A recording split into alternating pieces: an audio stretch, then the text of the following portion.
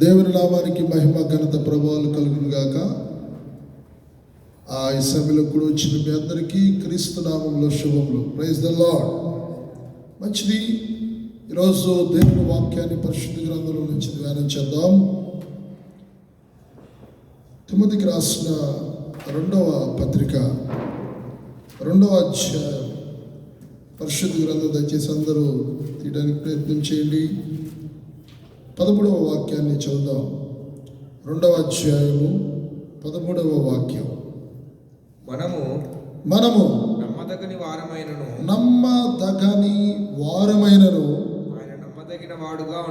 ఆయన నమ్మదగిన వాడుగా ఉండును. ఆయన తన స్వభావమునకు విరోధముగా ఏమీయూ చేయలేడు. చాలు. మనుషులు నమ్ముకొనుట కంటే యెహోవాను నమ్ముకొనుట మేలు, ఉత్తమము. రాజులను నమ్ముకొనుట కంటే యెహోవాను ఆశ్రయించుట మేలు రాయబడి ఉంది 118వ కీర్తనలో. దేవుని ప్రజలమైనటువంటి మనం ఆయనని విశ్వసిస్తున్నాము, నమ్ముతున్నాము అని అంటే ఆయన చెప్పింది చేయాలి.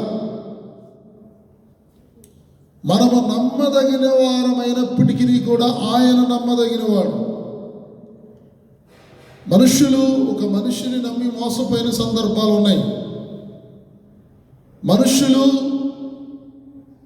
ఎవరెవరినో నమ్మి ఏ విషయాలను నమ్మి నమ్మకత్వాన్ని కోల్పోయిన సందర్భాలు ఉంటాయి. కానీ దేవుని నమ్మినటువంటి వాడు, దేవుని విశ్వసించినటువంటి వాడు అపజయం కానీ ఫెయిల్యూర్స్ కానీ వారి జీవితాల్లో ఉండవండి. దేవుని ప్రజలమైనటువంటిది గమనించాలి. మనుషులుగా మనము నమ్మదగిన వారమైనప్పటికీ కూడా దేవుడు నమ్మదగినటువంటి వాడు. ఆయన తన మాట ఇచ్చాడంటే మాట నెరవేర్చుకుంటాడు. పశ్చాత్తాపడడానికి ఆయన నరపుత్రుడు కాడు. ఆయన ఒక మాట ఇచ్చాడు అంటే దాన్ని నెరవేర్చుకున్నకు సమర్థుడు, శక్తివంతుడు. దేవాది దేవుడు ఆదిలో ప్రారంభంలో నోవహు కాలంలో ఆయన కొట్టు పెట్టుకున్నాడు. ఏమనంటే, మరలా భూమి మీదకి ఇలాంటి జల ప్రళయం నేను రానివ్వను, భూలోక నివాసులందరూ నశించిపోయేటట్లుగా ఇలాంటి ప్రళయాన్ని నేను తీసుకుని రాను అని తనంతట తాను ఒట్టు పెట్టుకున్నాడు నోవాహు టైంలో. నోవాహు ఆ పడవలో నుంచి బయటకు వచ్చిన తర్వాత పవిత్రమైన పక్షులని కొన్నిటిని దేవునికి అర్పణగా ఇచ్చినప్పుడు ఆ బలిని నాగ్రానించి ఒక తీర్మానం చేసుకున్నాడు దేవుడు. ఆయన మాట ఇచ్చాడంటే దాన్ని నెరవేర్చుకున్నట్టుకు సమర్థుడు. దేవుడు అన్యాయస్తుడు కాడు. నువ్వు చేసిన పనిని మర్చిపోటకు అన్యాయస్తుడైన దేవుడు కాదు. ఆయన పక్షపాతి కాడని అపోస్తలుడైన పౌలు అంటాడు, పేతురు అంటాడు. యేసుక్రీస్తు అందరికీ ప్రభు. ఆయన పక్షపాతి కాడు, అన్యాయస్తుడు కాదు, పక్షపాతి కాడు. ఆయన నమ్మదగినటువంటి వాడు. అప్పటి నుంచి నోవా సమయం కాడ నుండి ఇప్పటి వరకు కూడా జలప్రళయం వచ్చినట్లుగా చూడలేము మనం. భూలోకమంతా మునిగిపోయినట్లుగా మనం చూడలేము. కారణం ఏంటంటే దేవుడు ఆ రోజున మాట ఇచ్చాడు ఈ ప్రపంచానికి. ఆయన మాట ఇచ్చేయంటే నమ్మదే, ఆయన నెరవేర్చుకునే దేవుడు. మరొక మాటను మీకు జ్ఞాపకం చేయాలని కోరుకున్నాను. ఇశ్రాయేలు ప్రజలకి అబ్రహాం సమయంలోనే, ఇదిగో నీది కాని పరదేశమందు నీ సంతతి వారు 300 ఏండ్లు 400 ఏండ్లు వాళ్ళు బానిసలుగా వెళతారు. అక్కడ బానిసలుగా ఉండి నేను ఆ జనమునకు తీర్పు తీర్చి మిమ్మల్ని క్షేమముగా తీసుకొని వస్తాను అని దేవుడు వాగ్దానం చేశాడు అబ్రహాంకి. ఆ సమయంలో అబ్రహాముకి పిల్లలు లేరు. దేవుడు అబ్రహాములో ఏం చూశాడంటే జనములను చూశాడు, రాజులను చూశాడు. అబ్రహాము దాన్ని విశ్వసించాడు, నమ్మాడు. దేవుడు చెప్పాడంటే ఖచ్చితంగా అది నెరవేరుస్తాడు. దేవుడు మాట ఇచ్చాడంటే మాట తప్పేవాడు కాదు ఆయన. నాయకులను బట్టి వాళ్ళు, పరిపాలకులు కానీ కొంతమంది మాట ఇస్తున్నారు, అపనమ్మకాన్ని కనబరుస్తూ ఉంటారు. మనుషులు అనబడినటువంటి వారు మాట ఇస్తారు, మాట తప్పుతారు, అపనమ్మకాన్ని కనపరుస్తారు. కానీ దేవుడైతే మాట ఇచ్చండి దాన్ని నెరవేర్చుకున్నకు సమర్థుడు, శక్తివంతుడు. ఆయన శాసించేవాడు, ఆయన ఏదైనా చేయగలిగినటువంటి వాడని నేను మీకు జ్ఞాపకం చేస్తున్నాను. అలాగున ఇశ్రాయేలు ప్రజలలో కొన్ని లోపాలు ఉన్నాయి, వాళ్ళ యాత్రలో కొన్ని పొరపాట్లు ఉన్నాయి. కొన్ని సందర్భాల్లో ఆయన్ని విశ్వసించలేదు, కొన్ని సందర్భాల్లో ఆయన్ని విసిగించారు. మాకు మాంసం కావాలి, మాకు ఇక్కడ అన్ని వసతులు సరిగా లేవని చెప్పేసి ఆయన బాధించారు, శోధించారు. కానీ దేవుడికి కోపం వచ్చి మోషేను తప్పుకో, వీళ్ళందరినీ నేను చంపేస్తానంటే, అయ్యా వారి దేవుడు మార్గ మధ్యలో తీసుకుని వెళ్ళి చంపేశాడు అనే పేరు నింద నీకుందయా?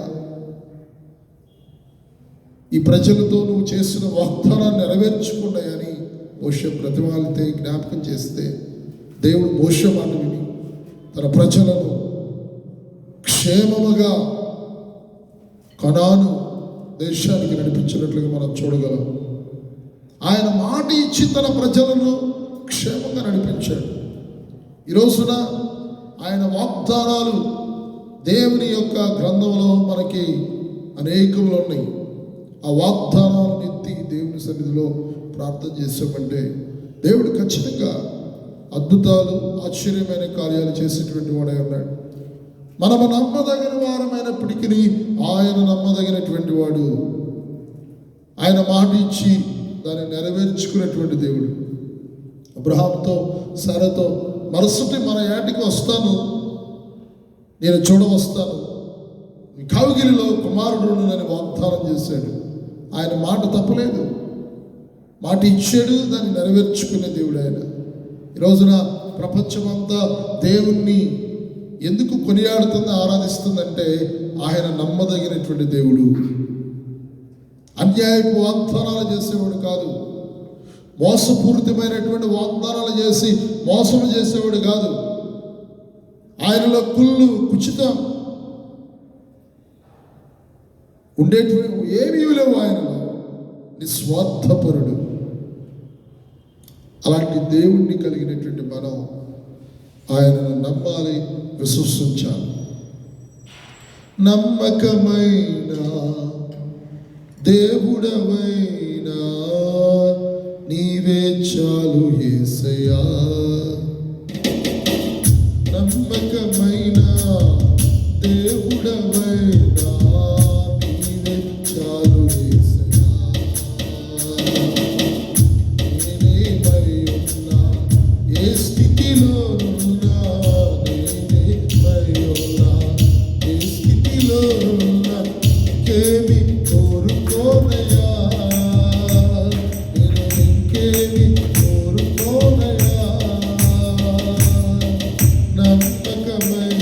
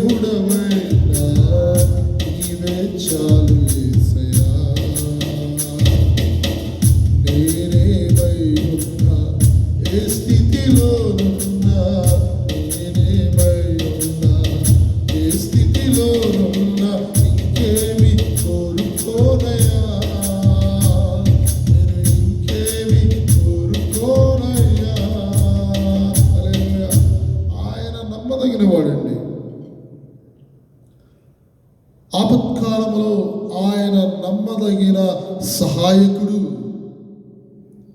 అపాయం వచ్చినప్పుడు, కీడు వచ్చినప్పుడు, శోధన వచ్చినప్పుడు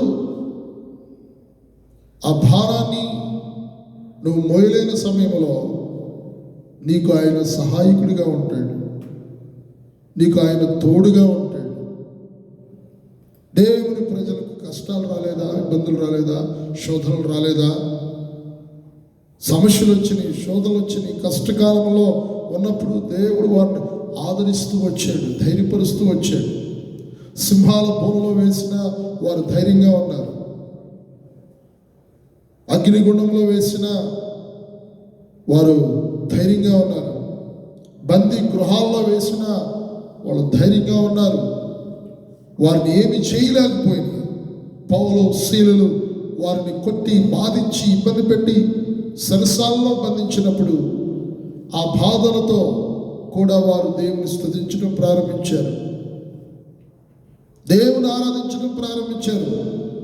మనుషులు రకరకాలుగా నష్టపరచాలని, ఇబ్బంది పెట్టాలని ప్రయత్నం చేస్తూ ఉండొచ్చు మేబీ. అలాంటి సమయాల్లో కూడా వారు ధైర్యంగా దేవుని స్తుతించినప్పుడు సరసాల పునాదుల దినను వాళ్ళ సంఖ్యలు ఊడిపడినవు. వారియే కాదు కానీ ఆ యొక్క జైల్లో ఉన్నటువంటి వారందరి సంఖ్యలు ఊడిపోయినవు.